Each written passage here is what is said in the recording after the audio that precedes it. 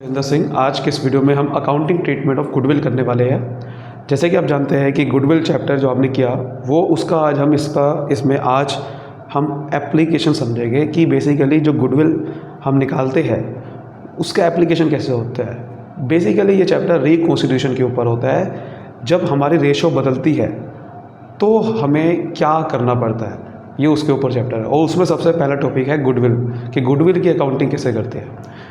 अगले वाले चैप्टर्स में भी ये ट्रीटमेंट हर जगह पे आएगा। अगले वाले चैप्टर में भी आएगा, एडमिशन में भी आएगा, रिटायरमेंट में भी आएगा, डेथ में भी आएगा। ये ट्रीटमेंट हर जगह पे आएगा। जब भी रेशो बदलती है उसे रिकॉन्स्टिट्यूशन बोलती है पार्टनरशिप में। और वो रिकॉन्स्टिट्यूशन की वजह से होता क्या है, थोड़ा सा इसको समझ लो। अगर आप उसको समझ गए तो फिर आपको गुडविल का ट्रीटमेंट थोड़ा समझ में आ जाएगा क्या होता है। देखो फॉर एग्जाम्पल करते हैं बात कि ए और बी पार्टनर है और 3:2 में ना प्रॉफिट बांट रहे हैं। ए और बी ने कहा कि 3:2 में प्रॉफिट बांटना हमारे लिए सही नहीं है फ़िलहाल के लिए। 3:2 में प्रॉफिट बांट रहे हैं, हम काम ज़्यादा कर रहे हैं। उन्होंने कहा कि हम रेशो बदलना चाहते हैं, उन्होंने कहा कि नहीं ऐसा नहीं चलेगा। बी ने कहा कि देखो तुम ज़्यादा शेयर ले रहे हो, मैं कम ले रहा हूँ। बी ने कहा कि हम आधा आधा बांटेंगे प्रॉफिट। तो बी कह रहा है कि मुझे आधा आधा प्रॉफिट का शेयर चाहिए। जब ये रेशो बदल जाती है ना, इसी को रिकॉन्स्टिट्यूशन बोलते हैं। रिकॉन्स्टिट्यूशन, क्योंकि अब पार्टनरशिप में एग्रीमेंट बदल गया। एग्रीमेंट बदलने को रिकॉन्स्टिट्यूशन बोलते हैं। और एग्रीमेंट बदलने का मतलब ही ये होता है रेशो को बदलना। इसकी वजह से प्रॉब्लम क्या होती है, ध्यान से समझते हैं।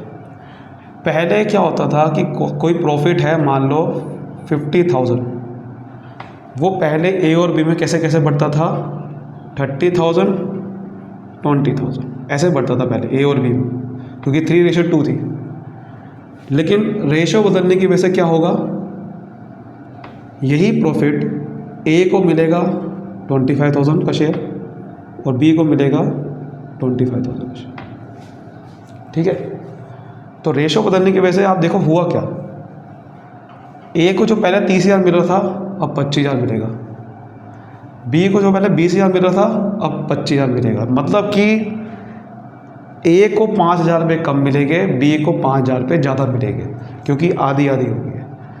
तो जब रेशो बदलती है, आप ध्यान से देखो, जिस पार्टनर को कम मिलेगा, किसको कम मिलेगा, ए को 5,000 रुपये कम मिलेंगे। जिस पार्टनर को रेशो बदलने की वजह से नुकसान होगा उसको बोलते हैं सैक्रिफाइसिंग पार्टनर। क्या बोलते हैं, सैक्रिफाइसिंग पार्टनर। और जिस पार्टनर को रेशो बदलने की वजह से फ़ायदा होगा, 5,000 रुपये का देखो बी को फ़ायदा होगा फ्यूचर में, उस पार्टनर को बोलते हैं गेनिंग पार्टनर। तो जिसको फ़ायदा होगा उसको बोलते हैं गेनिंग पार्टनर, जिसको नुकसान होगा उसे बोलते हैं सैक्रिफाइसिंग पार्टनर। होता क्या है कि हम एक एडजस्टमेंट एंट्री पास करते हैं ताकि किसी को फ्यूचर में फ़ायदा ना हो और ना ही नुकसान, उसकी एडजस्टमेंट एंट्री पास करते हैं। और उसमें सबसे पहला ट्रीटमेंट गुडविल का होता है। गुडविल में क्या करते हैं, गुडविल फ्यूचर में जो बटेगी उसकी वजह से क्या होगा, गुडविल की ट्रीटमेंट जो हम करेंगे, गुडविल जो बटेगी फ्यूचर में उसकी वजह से क्या होगा, देखो गेनिंग पार्टनर हो जाएगा कोई ना कोई, या कोई सैक्रिफाइसिंग हो जाएगा, क्योंकि फ्यूचर में किसी को फ़ायदा होगा, किसी को नुकसान हो जाएगा। तो हम चाहेंगे कि गुडविल का ट्रीटमेंट आज ही कर ले। गुडविल का ट्रीटमेंट का मतलब आज एक ऐसी एडजस्टमेंट एंट्री पास कर दे जिसकी वजह से फ्यूचर में ना तो कोई गेनिंग पार्टनर बने ना सैक्रिफाइसिंग बने, उसका आज ही हम इलाज कर दें। तो इलाज होगा कैसे, हम चाहते हैं कि फ्यूचर में ना तो किसी को गेन हो ना सैक्रिफाइस हो। उसके लिए मैं क्या कर सकता हूँ, मुझे ये पता है कि ए को 30,000 रुपये अभी मिलने हैं बट फ्यूचर में 25,000 मिलेंगे। तो क्यों ना जो फ्यूचर में उसको 5,000 रुपये का नुकसान होने वाला है, तो क्यों ना उसको 5,000 रुपये आज ही दे दूँ। और किससे लेके दे दूँ, उससे जिसको फ्यूचर में 5,000 रुपये का फ़ायदा होने वाला है, यानी कि बी को पहले अभी 20,000 मिल रहे हैं लेकिन फ्यूचर में 25,000 मिलेंगे। तो इसी को बोलते हैं एडजस्टमेंट एंट्री। मतलब कि जिस पार्टनर को गेन होने वाला है उससे ले ली जाए और जिस पार्टनर को सैक्रिफाइस होने वाला है उसको दे दिया जाए, जिससे फ्यूचर में ना तो किसी को सैक्रिफाइस होगा ना गेन होगा, मामला वहीं पे सेटल हो जाएगा। तो एंट्री होती है gaining partners capital account, debit यानी कि गेनिंग पार्टनर से लेना है तो डेबिट करना है, और सैक्रिफाइसिंग को देना है, सैक्रिफाइसिंग पार्टनर्स कैपिटल। यानी कि बी को 5,000 रुपये देने होंगे आज ही ए को, क्योंकि हमें पता है कि बी को 5,000 रुपये का फ़ायदा होने वाला है। तो हम कहेंगे कि बी आज ही आपके कैपिटल अकाउंट से मैं पैसा काटूंगा और सैक्रिफाइसिंग को दे दूंगा, जिससे आपको ना तो फ्यूचर में 5,000 रुपये का गेन होगा, ना ही ए को सैक्रिफाइस करना पड़ेगा। क्योंकि हम नहीं चाहते रेशो की बदलने की वजह से पर्सनल झगड़े हो जाए, पर्सनल नुकसान हो जाए, हम नहीं चाहते। रेशो ज़रूर बदल रही है, लेकिन हम नहीं चाहते कि गुडविल का फ़ायदा कोई ज़्यादा ले जाए, गुडविल का फ़ायदा कोई कम ले जाए, हम नहीं चाहते ये बात। इसलिए इसको आज ट्रीटमेंट ये करना पड़ेगा, जिससे फ्यूचर में कोई झगड़ेबाजी, कोई प्रॉब्लम किसी को ना हो। ठीक है, अब हम एक क्वेश्चन के थ्रू समझते हैं कि करते कैसे इसका ट्रीटमेंट सही से। एक क्वेश्चन करते हैं जो आपकी स्क्रीन पर आ रहा है, क्वेश्चन नंबर 6 आपके टीएस अग्रवाल का यही है, ये हम करेंगे। आशा, निशा, दिशा एक पार्टनर है, 3-2-1 में प्रॉफिट बांट रही है।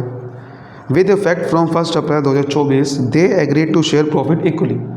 तो आशा, निशा और दिशा, आशा, निशा और दिशा 3:2:1 में प्रॉफिट बांट रहे हैं। ये ओल्ड रेशो आपके सामने गिवन है, ओल्ड रेशो है ये। लेकिन अब क्या हुआ है कि वो कह रहे हैं कि आशा, निशा, दिशा फ्यूचर में ना इक्वल प्रॉफिट बांटेंगे, 1:1 इक्वली, मतलब सबको आधा आधा मिलेगा, सबको मतलब बराबर शेयर मिलेगा, इक्वली बराबर। तो 1:1 ये न्यू रेशो होने वाली है। और गुडविल की वैल्यू 18,000 आपको दे रखी है क्वेश्चन में, गुडविल 18,000 की है। एक जनरल एंट्री पास करो ताकि ये जो चेंज हुआ है रेशो की वजह से, ये एक जनरल एंट्री पास करके इसको ठीक करो। तो देखो, सबसे पहले ना जनरल एंट्री पास करने से पहले, जनरल एंट्री जो क्या थी मैंने को बताई थी अभी, गेनिंग पार्टनर को डेबिट करना है, सैक्रिफाइसिंग को लेना है, देना है। उसके लिए पहले मुझे पता तो चले कि गेनिंग कौन है, सैक्रिफाइसिंग कौन है, पता तो चले। कैसे हम कैसे पता चलेगा कि गेनिंग कौन है, सैक्रिफाइसिंग कौन है? उसके लिए मुझे वर्किंग नोट बनाना पड़ेगा, एक वर्किंग नोट बनाना पड़ेगा, जिससे मैं ये निकाल सकूँ गेनिंग है कौन, सैक्रिफाइसिंग है कौन। आप ऐसे नहीं बता सकते गेनिंग कौन है, सैक्रिफाइसिंग कौन है, क्योंकि आपको शेयर देखना पड़ेगा। वहाँ तो मैंने पीछे आपको डायरेक्ट बता दिया था कि 50,000 का देखो बांट के दिखा देता, किसको 30,000, इसको 20,000, इसको 25, इसको 25। बट यहाँ पर तो प्रॉफिट नहीं पता मुझे, यहाँ कैसे मैं दिखा दूँ बांट के? तो इसलिए मुझे यहाँ पर क्या करना पड़ेगा, देखो एक ट्रीटमेंट क्या है कि गुडविल की वैल्यू क्या है, 18,000 है। आप 18,000 को पहले ओल्ड रेशो में बांट के देख लो, फिर न्यू रेशो में बांट के देख लो, और फिर पता चल जाएगा कि सैक्रिफाइसिंग कौन है और गेनिंग कौन है। एक तरीका ये है, बताता हूँ कैसे। यहाँ लिखो पर्टिकुलर्स,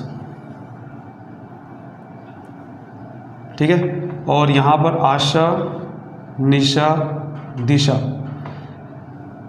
इनको सबसे पहले ओल्ड रेशो में बांट के देख लो, यानी कि ये वाली 3:2:1 जो मैं आपको पीछे ट्रीटमेंट करा था कॉन्सेप्ट वाला, वही ट्रीटमेंट अब मैं यहाँ कर रहा हूँ कि जो प्रॉफिट बन लिखा हुआ था, प्रॉफिट की जगह समझ लो गुडविल है 18,000। उस 18,000 को पहले ओल्ड रेशो में बांट के देखते हैं कि कितना कितना शेयर है किसी का। 18,000 को जब बांटेंगे तो मैं 18,000 कैसे बांटेंगे, 18,000 मल्टीप्लाई बाय ए का शेयर कितना है 3/6, टोटल से डिवाइड करना होता है, तो ये आ रहा है 9,000। क्लियर है यहाँ तक? 9,000 आपका शेयर आ रहा है। बी का देखते हैं, यानी कि निशा का देखते हैं। निशा का कैसे निकालूंगा, निशा का शेयर है 2, टोटल से डिवाइड करूँगा यानी कि 6, यानी कि 6,000। और नेक्स्ट जो उसका शेयर आ जाएगा वो आ जाएगा 3,000। क्लियर है यहाँ तक? एब्सोल्युटली क्लियर है। अब हम ये चेक करते हैं कि नई रेशो के हिसाब से अगर मैंने 18,000 बांटा तो कितना कितना शेयर आएगा, वही तो मुझे एक्चुअल में चेक करना है। वहीं से तो आपको समझ में आ जाएगा ना किसको सैक्रिफाइस होगा, किसको गेन होगा। तो नई रेशो के हिसाब से अब बांट के देखते हैं, जो कि इक्वल है। 18 को न्यू रेशो के हिसाब से बांटूंगा तो 3 बंदों में बटेगा, 18,000 इक्वल। तो कैसे निकालूंगा, 3 से डिवाइड कर दूंगा, तो यानी कि 6,000 रुपये तीनों को इक्वल मिलेगा। तो 6,000 रुपये इसको मिलेगा, 6,000 रुपये इसको, 6,000 रुपये इसको। क्लियर है यहाँ तक? बिल्कुल क्लियर है, क्लियर। अब हम ये देखते हैं, अब आपके सामने पिक्चर बिल्कुल क्लियर हो गई है कि ऑल रेशो के हिसाब से जब बांटूंगा तो ये आपको मिल रहा है शेयर और नी रेशो के हिसाब से ये मिल रहा है, तो आपको समझ में आ जाएगा अब कि सेक्रीफाइस किसको होगा और गेन किसको होगा। आपको साफ समझ में आ रहा होगा कि किसको सेक्रीफाइस हो रहा है, आप किसको गेन हो रहा है। ध्यान से देखो जरा एक बार, आप देखो आशा को 9,000 रुपये पहले अभी मिल रहे हैं, लेकिन फ्यूचर में 6,000 मिलेंगे, यानी कि 3,000 रुपये का सेक्रीफाइस करना पड़ेगा नहीं करना पड़ेगा। निशा को अभी 6,000 मिल रही है, लेकिन फ्यूचर में 6,000 मिलेगी, तो ना तो सेक्रीफाइस करना पड़ रहा है ना गेन, तो नील इफेक्ट, नील आ रहा है इसका। तो दिशा को 3,000 रुपये अभी मिल रहे हैं, बट फ्यूचर में 6,000 रुपये मिलेंगे, यानी कि इसको गेन होगा 3,000 रुपये। आप एक चीज़ नोटिस करो ध्यान से, जिसको जितना गेन होता है उतना ही किसी को सेक्रीफाइस पक्का होगा। ऐसा नहीं हो सकता कि इसको 3,000 रुपये गेन हुआ और इसको 6,000 का सेक्रीफाइस होगा, ऐसा नहीं हो सकता। क्यों नहीं हो सकता? क्योंकि प्रॉफिट गुडविल तो 18,000 ही बांट रहा हूँ ना। ऐसा थोड़ी है कि मैं गुडविल पहले 18,000 बांट रहा हूँ फिर 20,000 बांट रहा हूँ, फिर तो फर्क आ सकता है। जब एक ही चीज़ बांट रहा हूँ तो किसी को ज़्यादा बांट दूँगा, पहले किसी को ज़्यादा बांट दी, किसी को कम बांट दी, लेकिन टोटल तो 18,000 ही आ रहा है दोनों का। तो बेसिकली यहाँ तो समझ में आ गया, यानी कि सेक्रीफाइस किसको, और यहाँ पर लिख लो डिफरेंस, मैंने यहाँ पर डिफरेंस निकाल दिया, तो ये डिफरेंस से मुझे समझ में आ गया सेक्रीफाइस किसको हो रहा है, गेन किसको हो रहा है। तो देखो इसको गेन हो रहा है, तो इसका मतलब मुझे दिशा से लेना है, तो डी इज कैपिटल अकाउंट यानी कि दिशा कैपिटल अकाउंट डेबिट करूँगा 3,000 से, क्योंकि मुझे गेनिंग से लेना होता है। तो गेनिंग वाला कंपनसेट करेगा, कंपनसेट का मतलब होता है जो फ्यूचर में किसी को नुकसान होने वाला है, यानी कि आशा को, उसको ये कंपनसेट करेगा। उसको कंपनसेट का मतलब मुआवजा देगा आज ही, जिससे उसे फ्यूचर में सेक्रीफाइस ना हो। तो डी 3,000 रुपये देगा किसको, आशा को। तो यही हमारी एंट्री बन गई। तो नरेशन आ जाएगी बीइंग एडजस्टमेंट एंट्री, इसे एडजस्टमेंट एंट्री बोलते हैं। एडजस्टमेंट कर रहे हैं गेनिंग से लेकर सैक्रिफाइसिंग को देना। मेड फॉर गुडविल, क्लियर है बिल्कुल कैसे करा हमने, बिल्कुल क्लियर है, ठीक है। क्वेश्चन नंबर 8 करते हैं, आपके सामने स्क्रीन पे आ रहा है। राम लक्ष्मण भरत पार्टनर है, 5-3-2 में प्रॉफिट बांट रहे हैं, लेकिन 1 अप्रैल को कहा कि वो इक्वल प्रॉफिट बांटेंगे।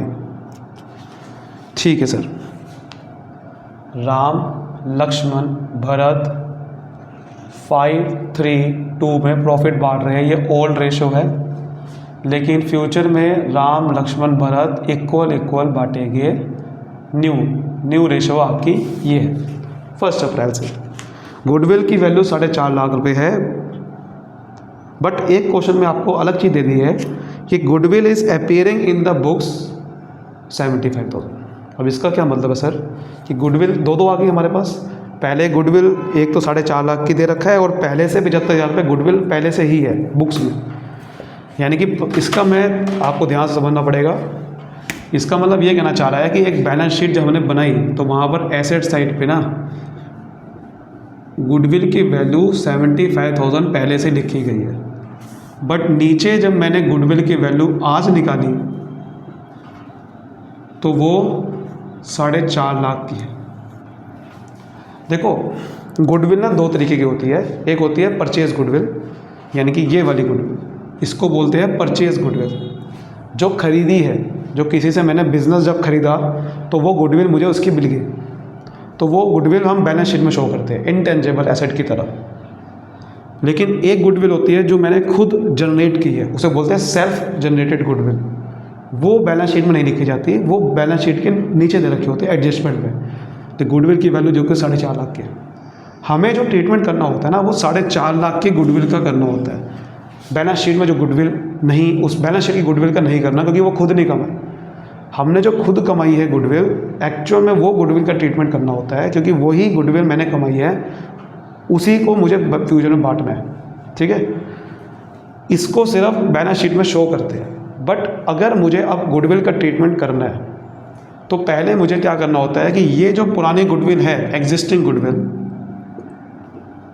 जो एग्जिस्टिंग गुडविल है, मुझे उसको पहले हटाना होता है, रिटर्न ऑफ करना होता है। एग्जिस्टिंग गुडविल को पहले रिटर्न ऑफ करना होता है, पहले आपको बैलेंस शीट से हटाना होता है, क्योंकि आपको जो ट्रीटमेंट करना है वो ये वाली गुडविल करना है। क्योंकि अगर दो दो गुडविल हो जाएगी तो प्रॉब्लम हो जाएगी, क्योंकि फ्यूचर में फिर प्रॉब्लम पता क्या होगी कि आपको ये भी गुडविल बांटनी पड़ेगी और ये भी बांटनी पड़ेगी, तो दो दो गुडविल बांटनी पड़ेगी।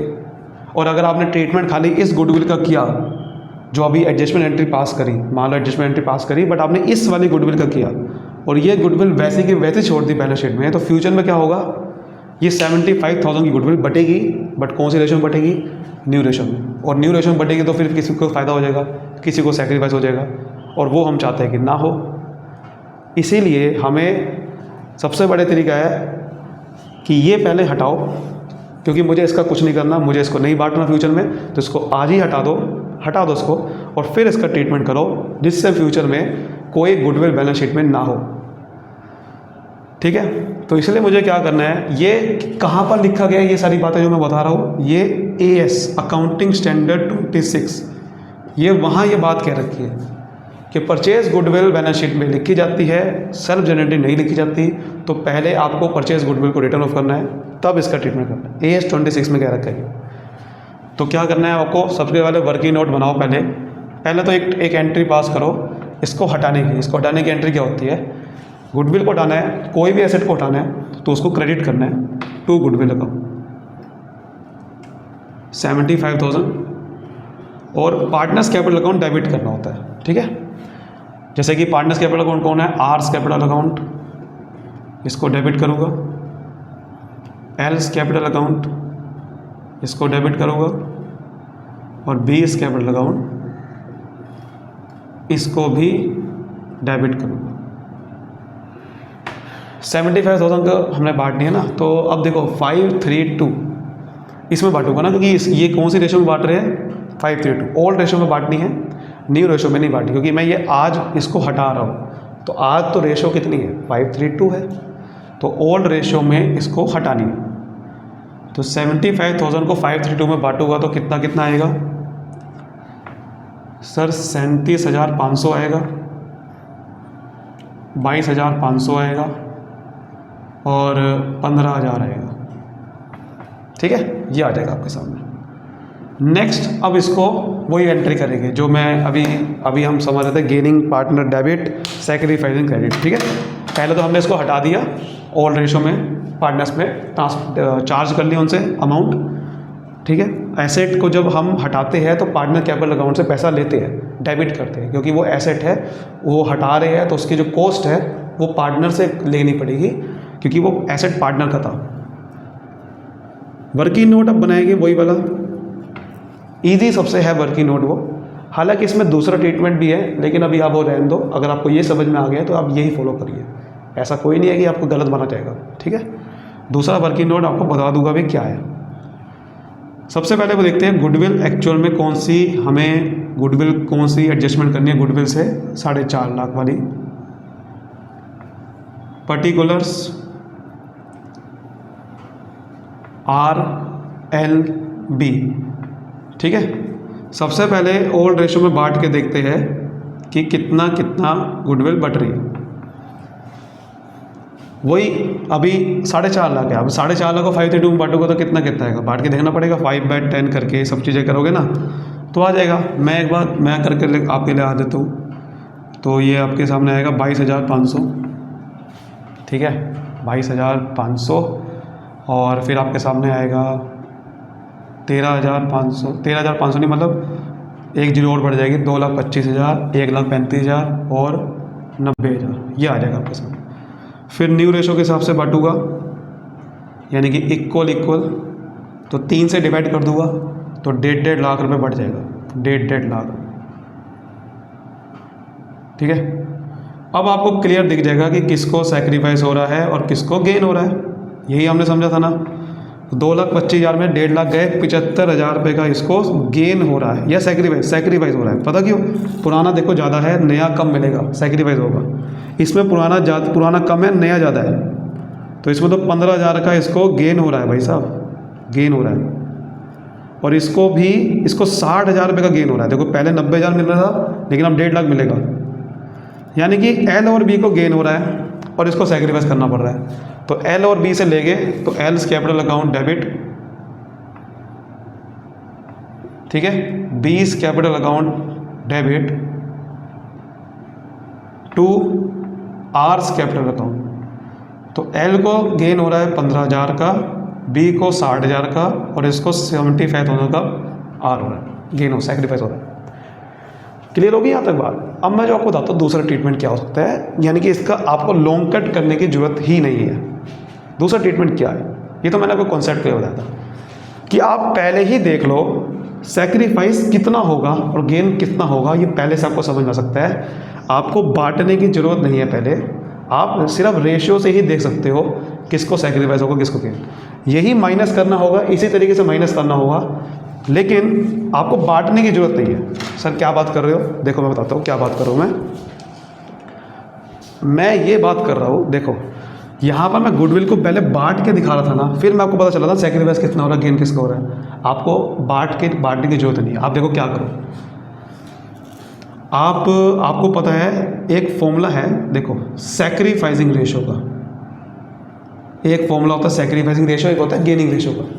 सैक्रिफाइसिंग रेशियो क्या होती है? Old share minus new share. अभी आपको समझ में आ रहा था ना कि सैक्रिफाइस कैसे निकाल रहा था मैं, पुराने को नए से माइनस करके, पुराने से नए को माइनस करके ही मुझे समझ में आ गया सैक्रिफाइस, और गेनिंग भी समझ में आ गया था, लेकिन सैक्रिफाइस वैसे कैसे निकालना होता है, पुराने को नए से माइनस करके, तो उसी का फॉर्मूला बन गया। और अब आपको रेशियो की फॉर्म में निकालना है, ना कि अमाउंट की फॉर्म में। कैसे कि आप देखो, जैसे मुझे ये निकालना है एल कितना सैक्रिफाइस करेगा, तो उसका पुराना शेयर देखो कितना था, शेयर अमाउंट नहीं, शेयर 5/10, ये पुराना शेयर था, माइनस कर दिया था मैंने नया अमाउंट, लेकिन नया शेयर कितना है 1/3, जो मैंने यहाँ अमाउंट लिखी थी उसकी जगह मैंने शेयर लिख दिया। तो आपको शेयर की फॉर्म में समझ में आ जाएगा कि सैक्रिफाइस कितना करना पड़ा। तो 30 एलसीएम आ गया, तो यानी कि 5/30 सैक्रिफाइस करना पड़ेगा इसे, ठीक है। तो ये चीज़ 5/30 आ गई। उसके बाद सॉरी मैं यहाँ आर लिख रहा था, मुझे आर लिखना था। अब एल कितना सैक्रिफाइस करेगा, एल ये इसका शेयर कितना है 3/10, नया कितना है 1/3, एलसीएम दिया तो ये आ गया 1/30, लेकिन ये नेगेटिव आ रहा है क्योंकि इसको गेन हो रहा था, तो यहाँ ब्रैकेट में लिख देना है गेन। उसके बाद बी को सैक्रिफाइस कैसे करना पड़ेगा, बी को गेन पुराना शेयर है 2/10, नया है 1/3, 30 एलसीएम आ गया, ठीक है। तो ये आ गया 4/30 माइनस का, बट ब्रैकेट में गेन लिख देना है क्योंकि माइनस लिखते। तो अब आप जो गुडविल ये जो है 4.5 लाख को, अब आपको इस इससे मल्टीप्लाई करना है कि 4.5 लाख को 5/30 से मल्टीप्लाई कर दो तो यही अमाउंट आएगी 75,000 रुपये। 4.5 लाख को 1/30 से मल्टीप्लाई करोगे तो यही अमाउंट आएगी, 4.5 लाख को इससे मल्टीप्लाई करो तो ये अमाउंट आएगी। तो आप ऐसे भी निकाल सकते हो, जैसे आपको ठीक लगे आप वैसा करिए, कोई रेस्ट्रिक्शन नहीं है कि आपको ऐसे ही करना है, जैसे आपको अच्छा लगे। बट मेरा काम था आपको कॉन्सेप्ट बताना, कॉन्सेप्ट आपको अच्छे से क्लियर करना, जैसे आपको कोई लर्न ना करना पड़े कोई चीज़। तो उम्मीद करता हूँ आपको बहुत अच्छे से कॉन्सेप्ट क्लियर हो गया होगा। वीडियो को अभी के अभी फिर लाइक कर सकते हो, अगर आपको अच्छी लगी है शेयर भी कर सकते हो, सब्सक्राइब भी कर सकते हो। Thank you so much, all the best.